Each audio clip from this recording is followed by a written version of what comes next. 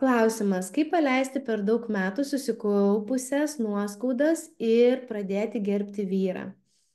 Pirmiausia, vienas momentas, kadangi tu daug metų kaupiai nuoskaudas, tu negerbi savęs, nes nuoskaudos tai yra emocinės tavo šiukšlės. Pristatysiu paskaitą apie emocijas, išgirsi apie tai. Nuoskaudos yra sukauptos tik tais todėl, kad tose situacijose, kuriuose kaip moteris turėjai paaugti, pavyzdžiui, suprasti kažką, suprasti, kad tu bijai pasitikėti vyru, suprasti, kad tau yra sunku atsipalaiduoti, suprasti, kad per daug ant savęs užsiimi, kad negerbi vyro, tu nesimokė nieko.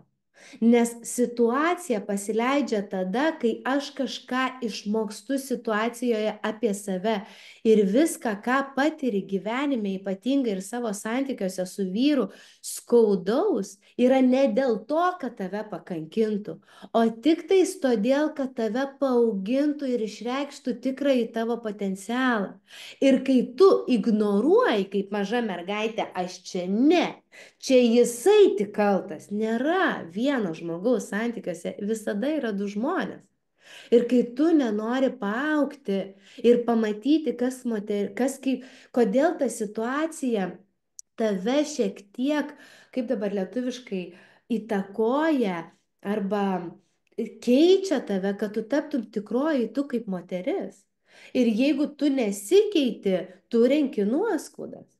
O kaip sukurti pagarbą vyrui, tai kaip ir dalinosi, galima tiesiog susirašyti dėkingumą vyrui, už ką aš esu dėkinga, 50 dalykų, 100 dalykų vyrui, už ką dėkinga, už ką aš tikrai gerbiu, prisiminti pačią pradžią, prisiminti mažas smulkmenas, kurios vyko netolimoje ateityje, jų yra, nupirko valgyti, parvažiavo, atliepė, užpylė kuro, nuplovė mašiną, aš nežinau, bet yra tų dalykų, pagamino vakarienę, yra tie dalykai. Ir mes tiek užsisukam negatyvume, nes žiūrėkit, jeigu jūsų protas yra įpratęs būti negatyvume, bus sunku. Aš iškart pasakau, turės keitis visa jūsų esybė, visa asmenybė.